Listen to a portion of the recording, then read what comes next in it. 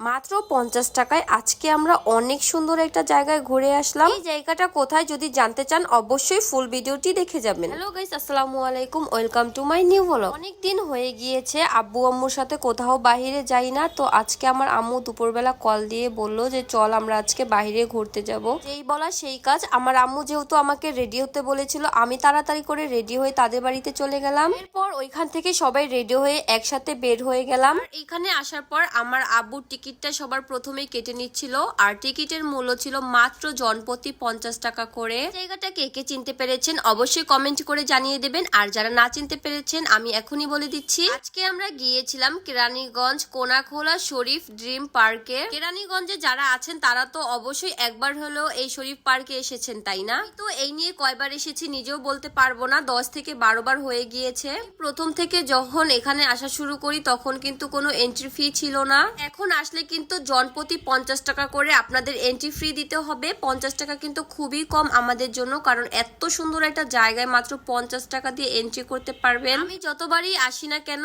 আমার এই পার্কটা কিন্তু অনেক বেশি ভালো লাগে। আমি এসেই শুরুতে কতগুলো ভিডিও বানিয়ে নিলাম। আরেকটা মজার বিষয় কি জানেন, আমি যখনই এই শরীফ পার্কে আসি না কেন আমার ফোনটাকে ফুল চার্জ করে নিয়ে আসি। তো এখানে আসার পরে আমি এত পিকচার এবং এত ভিডিও নেই যে আমার ফোন একদম চার্জ শেষ হয়ে যায়, কি লাস্ট মুহূর্তে আমার ফোনটা একদম অফ হয়ে যায়, আমি কোনো ভিডিওই নিতে পারি না। সেম এবারও কিন্তু আমার সাথে এরকমটাই হয়েছিল। এই পার্কের সব থেকে পছন্দের জায়গা হচ্ছে আমার এইটা, এখানে পিকচার তুললে অনেক বেশি সুন্দর হয়। এবার এখানে আসার পর আমি অনেকক্ষণ বসেছিলাম, আমার অনেক বেশি ভালো লাগে এই জায়গাটা। আজকে আমরা এসেছিলাম বিকাল বেলা, প্রতিবারে আমরা আসি দুপুরের সময়, কিন্তু এবার আমরা বিকেলে আসি কারণ এবার বেশি ভিড় ছিল না। তো বড় পার্কে ঈদের সময় একটুও জায়গা পাওয়া যায় না, এত মানুষ হয় কি বলবো। তার জন্যই এবার আমরা একটু লেট করে আসি এখানে। আর আমি কোথাও গেলে দোলনা দেখলে সেখানে না বসলে তো আমার পেটের ভাত হজমই হয় না, আমার দোলনা দেখলে তো একদম ঝুলতেই হবে। পর আমরা চলে আসি গেমস জোনে। এইখানে তো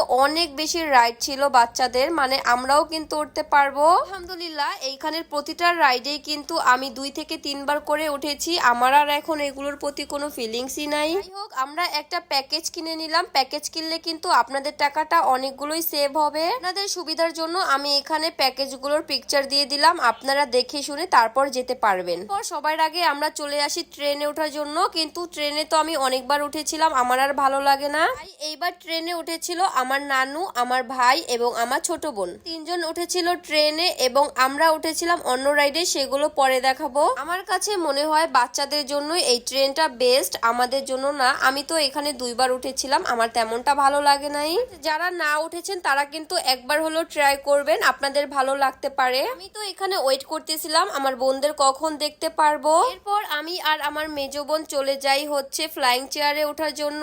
ফ্লাইং চেয়ারে ওঠার পর কিন্তু আমার বেশ ভালো লেগেছিল, কারণ এটাতে আমার তেমনটা মাথা ঘোরায় নাই। আমি প্রথমে একটু ভয় পাচ্ছিলাম, পরে আমার কাছে অনেক ভালো লেগেছিল। আপনারা যারা একটু এনজয় করতে চান তারা কিন্তু অবশ্যই এই ফ্লাইং চেয়ারটায় উঠবেন, এখানে উঠলে কিন্তু অবশ্যই এনজয় করতে পারবেন। আমার তো অনেক বেশি ভালো লেগেছিল। এরপর আমরা রোলার কোস্টারের সাইডে চলে যাই। এখানে রোলার কোস্টার দেখে তো আমার উঠতে ইচ্ছে করতেছিল। পাশে দেখলাম মানুষ কান্নাকাটি করতেছে, তাদের কান্নাকাটি দেখে তো আমি ভিডিও অন করে দিলাম। এত ভয়ঙ্কর রাইডে উঠলে তো কান্না করতেই হবে। এই রাইডের নাম ছিল রানগার, আর এটা কিন্তু আমাদেরও টিকিট ছিল, বাট আমরা উঠি নাই, আমার তো দেখেই অনেক বেশি ভয় লেগেছিল। এরপর দেখলাম রোলার কোস্টার রানিং হয়ে গিয়েছে, মানুষ উঠেছে, বাট আমরা উঠি নাই। আমার এটা দেখে একদম ভয় লাগতেছিল, প্রথমে তো ভয় পাই নাই। এরপর আস্তে আস্তে বাচ্চাদের সকল রাইড শুরু হয়ে যায়, আর এটার ভিতরে আমার ছোট বোন বসেছিল এবং আমার ভাইও বসেছিল। আর আমরা চলে যাই পিরাট শিপে ওঠার জন্য। প্রথমে তো আমি একটু ভয়ই পাচ্ছিলাম, উঠতে চাই নাই, তারপরও ছোট বোনের আবদারে উঠে গেলাম। আমি আমার জীবনের লাস্টের জন্য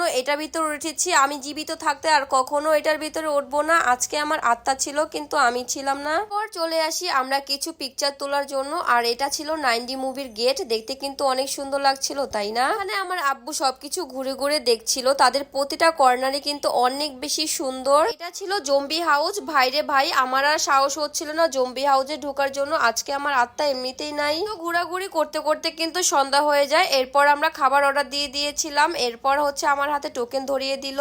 আজকে কিন্তু আমরা অনেক খাবার অর্ডার দিয়েছিলাম, যাই হোক খাবারের টেস্টও ভালোই ছিল। আলহামদুলিল্লাহ আজকে দিনটাও অনেক ভালো কেটেছে। পরিবারের সবাই মিলে আজকে অনেকদিন পরে বাহিরে বের হলাম, আব্বু আম্মু ছোট বোন খালা এবং নানুদের সাথে। আজকের ভিডিওটা এই পর্যন্তই। সবাই ভালো থাকবেন, সুস্থ থাকবেন আর আমাদের জন্য বেশি করে দোয়া করবেন। আল্লাহ হাফেজ।